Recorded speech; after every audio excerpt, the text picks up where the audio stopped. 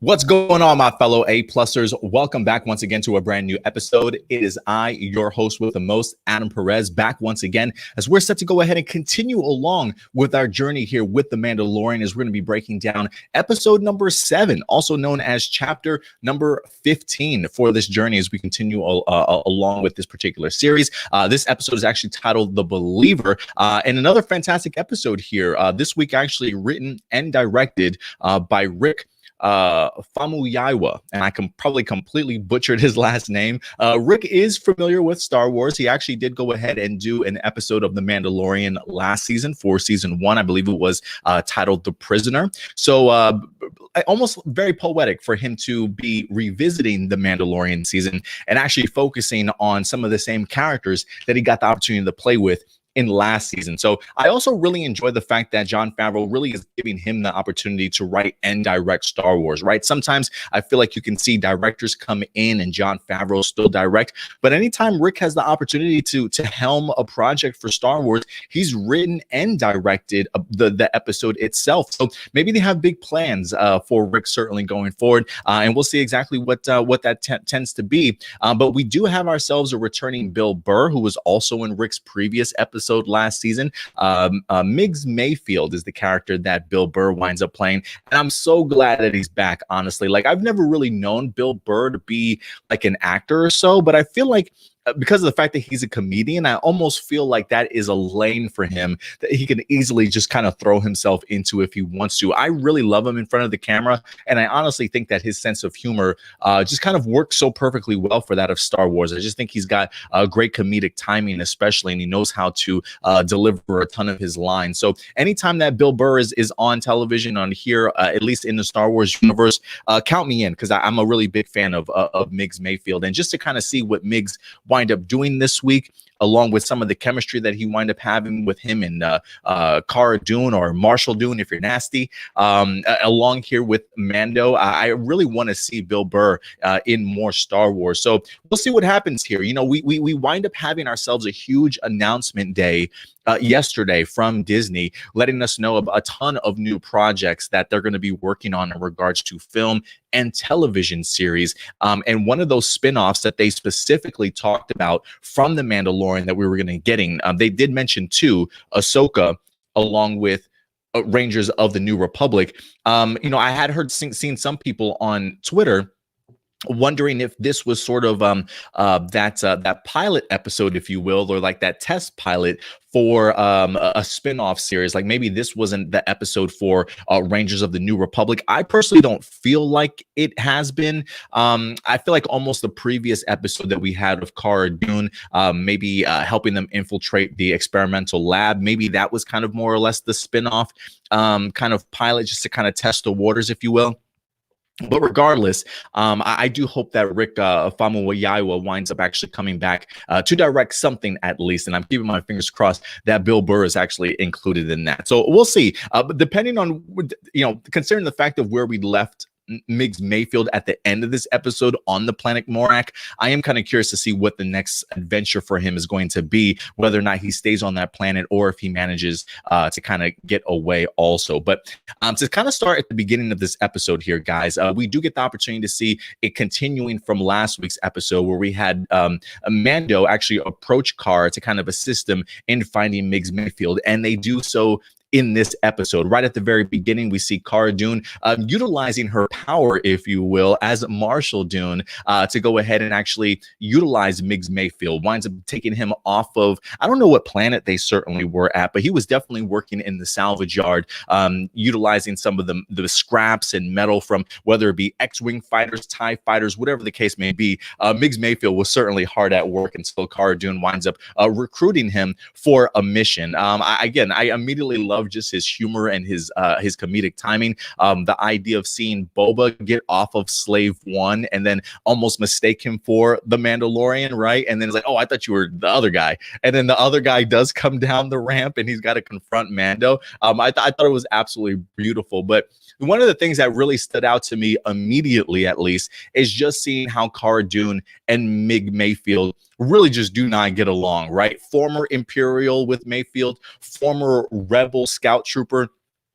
in Kara, so they definitely do have some history. Now, I'm sure they haven't met each other on the battlefield, but just based off of who they both represented at some particular point in time during the war, there certainly is some ill will towards one another. But I really do love the journey, if you will, of Migs Mayfield this week, to kind of maybe prove himself to be a little bit more worthy than I think even Mando and Kara kind of took him for, right? So like even at the end of the episode, when Kara notices just all the small maneuvers that Mayfield is certainly doing in order to kind of give them an upper hand, helping them also sort of escape the Imperial refinery that they were certainly at, right, with that last minute sort of sharp shooting that he wound up doing to explode the refinery there. So he definitely did what was necessary to kind of gain that trust a little bit back from the rest of the group, enough to where Kara winds up just letting him go free, right, making up a story that maybe Mayfield got caught in the explosion. That was the last time that I saw him, and just let Mayfield kind of go off on his own. But again, I do find that important just to kind of see Kara's side of things when looking at Mayfield, and seeing Mayfield's side of things also. And again, like I wouldn't mind actually seeing these two partner up in the future at some point in time. I thought their timing was great with one another. Like when they were in the tunnel and they were getting ready to disguise themselves as the troopers, and Bill Burr's getting into the vehicle, and he's just like, "Oh, I love having you around, you and your sunny disposition," talking about Kara, like just she's got like no emotion on her face type of thing. I really love Mayfield here, just picking on Kara and just seeing what that relationship could potentially turn into. But I thought that was pretty telling, to certainly say the least, when they wind up actually bringing Mayfield on board. Quick honorable mention also here to the beginning sequence. I love the fact that Boba Fett actually cleaned up his armor. Talk about a fresh coat of paint. I mean, I don't know how much time certainly passed from last week's episode to this one, but it certainly gave him enough time on his ship to go ahead and clean it up a bit. I mean, homeboy was looking pristine, like he just came off of the factory line and ready to go. So I'm loving the new look of Boba Fett, the upgraded look, if you will, with Tamora Morrison underneath the helmet this time around. So I'm loving this combination that we're starting to see here with Boba and Mando. I am surprised that this week, though, that even though there have been rumors that we were supposed to be getting a Boba Fett limited series or a mini series of some sort, they certainly did not announce that as part of one of their upcoming spin-off series. Again, they did announce Ahsoka along with Rangers of the New Republic, but nothing in regards to Boba Fett. So whether or not that's still happening, or maybe it's not happening at all, I certainly don't know. But I really actually wouldn't mind kind of sticking around and seeing where his journey is going to take him, right? Could Boba Fett return in season 3? Could the Mandalorian, while it doesn't say the Din Djarin show, right? It just says the Mandalorian. So who knows what season 3 or 4 of Mando is certainly going to hold for us, whether it's going to leave the adventures of Din and move on to Boba or Bo-Katan or whatever the case may be, who certainly knows. But I'm loving the vibe of seeing Mando and Boba Fett actually working together here this week. And honestly, it was really cool at the end of the episode to see Boba using one of his explosions once again that we saw from episode 2, Attack of the Clones. I remember seeing it for the first time in the movie theaters when he's actually hunting down Obi-Wan Kenobi, and they're having that chase out in space in the asteroid belt. And I remember watching on the big screen and just being in the theaters, and the sound effect for that explosion at the time, especially just out in the vastness of space, was just unbelievable. It's almost like it sucked in all the oxygen, all the sound, and then just released it into this huge burst of energy. It was just unbelievable to see in episode 2. So I'm glad that Jon Favreau, along with Rick, wind up, just deciding, let's just go ahead and throw that little Easter egg, if you will, into the end of this episode. I actually thought it worked out really, really well, to be honest with you. But one of the other things I definitely want to talk about, going back to Migs Mayfield, is really just the impact that he winds up having on Mando this week. We do see him dealing with the struggles of sticking true to his code when things do get dirty, right? I think when shit kind of hits the fans, we kind of make exceptions to the rules, if you will. And so for me, I feel like this was a true highlight of the Mandalorian truly really willing to do anything that he certainly can in order to save the child, right? We kind of talked a little bit this season so far, really about how impactful the relationship between Grogu along with Din Djarin has been this season, and how Mando has really kind of become sort of that father figure to Grogu, really becoming attached to him, clearly having an issue, or will eventually have an issue, of that separation that will eventually happen between these two. But you know, I find it fascinating in this episode that we're truly seeing that he's really willing to do anything to go ahead and get this kid back, even if it means breaking his Mandalorian code. And I love the fact that Mayfeld and him have a really great dialogue and conversation while they're leading this transport to the refinery. Mig's really trying to say that, look, we're all the same, man. Even though we're on completely different sides of the universe or different political sides, doesn't matter where you stand, Republic or the Empire type of thing, right? That when things really do get difficult, we have to make some tough decisions, and tough decisions that not everybody's going to like, right? Decisions that may make us good people, may make us bad people, but we really can't judge one another or be too harshly critical of one another, because we're all the same. We all kind of do things the same when it kind of comes down to it. And even though you clearly get to see Mando try and cut it off, just based off of the actions of Mando at the end of this episode, it almost feels as though he's taking what Mayfeld certainly set to heart. The idea that, sometimes you got to get a little bit messy. Like, even Mayfeld wind up questioning his decision making when it comes to his code this week, right? Does his code, as far as the Mandalorian, mean that he has to always wear that helmet? Right? Or can he take that helmet off and replace it with another one? Or is it the code that you just can't show your face? Regardless of what the code is, the Mandalorian this week said F it to both ideas, taking off not only his Beskar helmet and putting on the Stormtrooper helmet, but also when it came down to having to make that decision of taking your helmet off to get the information you need, he does it. And I talk about a huge impact for that particular character, somebody that I honestly never thought would take his helmet off. But there is an exception to the rule, and the rule is the child by any means necessary. And that's exactly what Mayfeld was certainly talking to him about, right? The idea that Mayfeld, he may not be as terrible as some of these other Imperial guys, right? But he has had to make some terrible decisions in his life when he has found himself in a really tough position. Maybe he's had to rob some people. Maybe he's had to injure some people. Maybe he's had to kill some people. You know what I mean? But at the end of the day, he's always trying to survive and get to his next goal. And that's exactly what the Mando is certainly trying to do here, also trying to survive and trying to save the person that he clearly loves and cares about the most.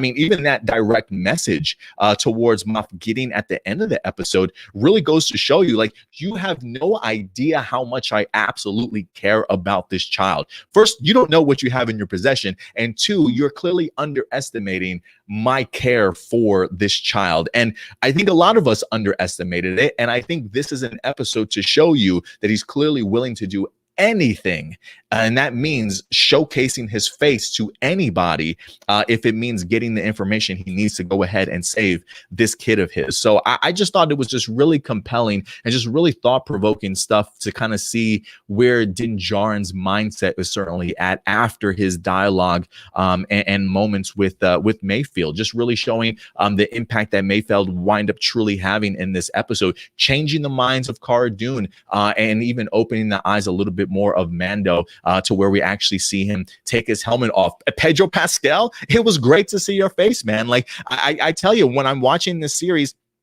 I really do find myself now wondering if Pedro Pascal is under that costume or not, right? Like, when is he under those particular helmets? So I'm glad that he wind up getting a little bit of FaceTime. I'm under the impression this might be the only FaceTime that he winds up getting, which is similar to that of last season. I believe, if I'm not mistaken, we only saw him take off his helmet in a dire situation, which was towards the end of last season. Also, I believe episode 7 or 8, if I'm not mistaken. But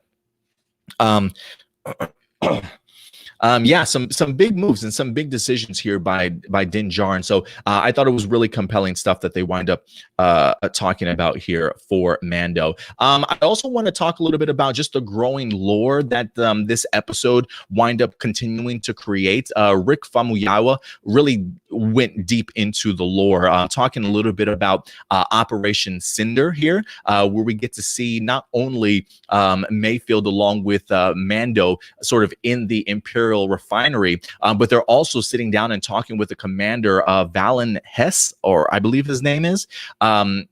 And I love just the idea of them sitting down for drinks. Talk about just tension, right? Like, I have no idea how they were certainly going to get themselves out of this situation at all. So it was extremely tense the entire time they were sitting down and talking amongst themselves. But just seeing the courage that Mayfeld wind up having, right? Like the tiredness of all the bullshit that's kind of going on in the universe, and him sort of being at the tail end of it, right? Like understanding some of his actions and stuff when he was part of the Empire, and really kind of dishing it back out to this Imperial officer, right? Kind of being condescending a little bit, talking about the idea of how Operation Cinder, I think they said they wanted to go ahead and like put a toast to Operation Cinder, which for those of you who are not familiar with this operation, it did take place after Return of the Jedi. So shortly after the Galactic Civil War, the idea of Operation Cinder was so that when the Emperor himself fell, think of this as like a backup plan for Emperor Palpatine, if you will. The idea was that if he were to perish, Emperor Palpatine wanted all of the other Imperial allies and Imperial-owned planets, if you will, to kind of be destroyed. Almost in the sense of, if Emperor Palpatine couldn't control the Empire, he wouldn't want anybody else to at all. So I believe they talk about Operation Cinder as like a 3-month operation where they went to several different planets and literally decimated them. I think they wind up putting orbits into satellite that wind up changing significantly the environment, the climate, and things like that, really causing just total devastation to a planet, making it sort of inhabitable, if you will. So that's exactly what Operation Cinder was. So when you hear Mayfeld talking about losing 5,000 to 10,000 people in his division, how everything was just absolutely decimated, that's exactly what he's referring to. And the idea was, after all this decimation wind up happening, the remnants of the Empire would technically go off into the unknown regions and start building itself stronger once again. So yeah, I love the fact that Rick, along with Jon Favreau, wind up continuing to build some Star Wars lore into the middle of this entire series. A couple honorable mentions. Love the fight with Mando on top of the transport in his trooper armor. I honestly bet that Mando probably wishes he had his Beskar armor on. Like, to be able to see, I mean, he's clearly a formidable fighter, but to be able to see him literally taking more punishment than he's certainly used to, because this trooper armor is nowhere.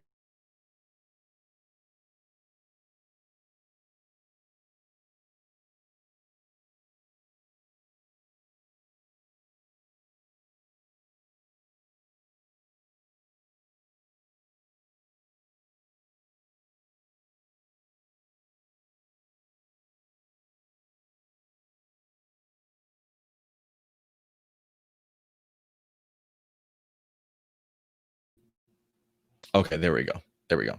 And I also think that there was something really cool about getting the opportunity to see a different side of the Empire when they wind up taking and finally succeeding in getting the transport to the refinery. Seeing all the other troopers like saluting them, congratulating them, cheering them on, almost like they were like the Rebel Alliance coming back from a successful raid against the Empire or something, right?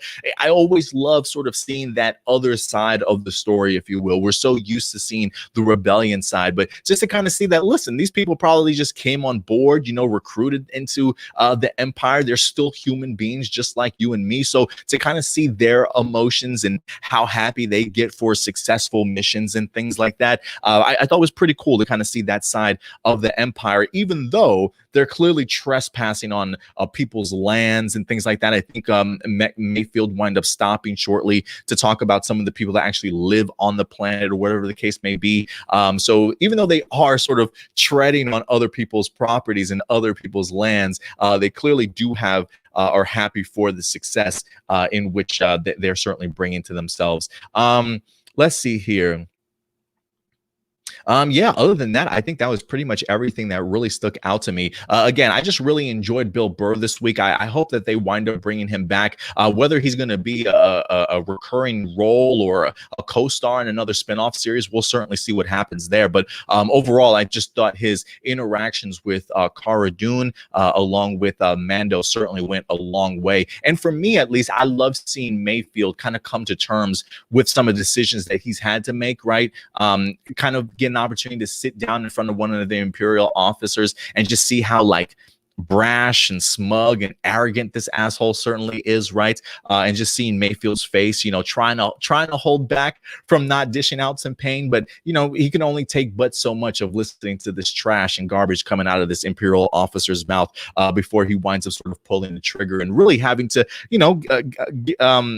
a little bit of payback, if you will, some unfinished business for Mayfeld, in considering just where his life has ended up after his time with the Empire. So I personally would probably have a bone to definitely pick with them also. So while Migs Mayfeld is certainly not the straightest arrow, to say the least, he definitely does not mind breaking some rules and some laws to certainly get his way. I definitely do think that he's got a great mindset behind him, and certainly enough to convince Cara as well as Mando to kind of change their minds on certain aspects of their own personal lives. So I thought that was pretty telling and stuff. So the Mayfeld stuff was great. And of course, the Mando stuff, and seeing just really the lengths that he is willing to go.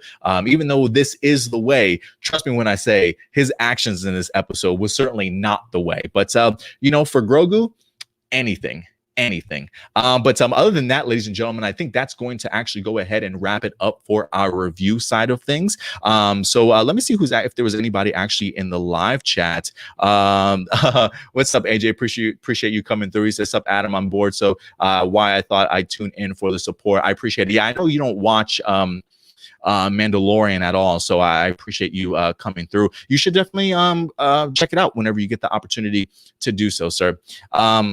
Anthony Rodriguez, he says, Bill Burr killed it. That scene that he had to act out that PTSD moment was perfect. Yeah, I completely agree with you. I love seeing Migs Mayfeld back this week. I hope that Bill Burr returns in some way. I just think that he's so perfect for this Star Wars universe, right? Like, I feel like humor when it comes to Star Wars can be a little bit tricky. Like, not everybody's able to nail it very well. But with the writing of Rick Famuyiwa this week, along with just seeing what we've seen from Jon Favreau and Dave Filoni over the past 2 seasons, I just think Bill Burr is a great addition in regards to like perfect Star Wars humor, because he just has perfect timing, to be quite honest with you. So and great delivery. So I thought Bill Burr was fantastic once again this week. I loved him in The Prisoner in season 1, and he certainly has made me a believer once again, if you will, playing off of the title of this week's episode in this episode also. But other than that, guys, that's going to do it for us. Listen though,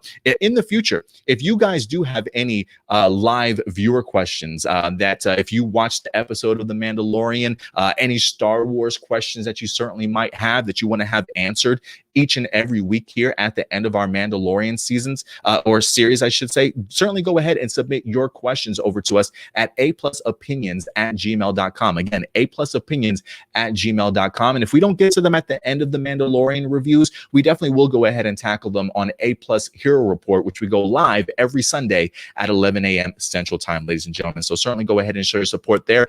And of course, listen, if you want to continue to show your support in other ways, because we are continuing to grow A Plus Opinions in general on the production side, we did go ahead and actually release ourselves a Patreon account. So if you do want to go ahead and support the channel, whether that be to help us out with production or whatever the case may be, certainly go ahead and submit, go over to patreon.com at A Plus Opinions. We got a couple of tiers there for you guys. If you want to show your support for A Plus More Phenomenal or A Plus Hero Report, we certainly would appreciate it, guys. So go ahead and check out our tiers and see if there's anything that certainly fascinates you guys. But other than that, that's going to go ahead and do it for us here today, guys. So thank you very much for all your time.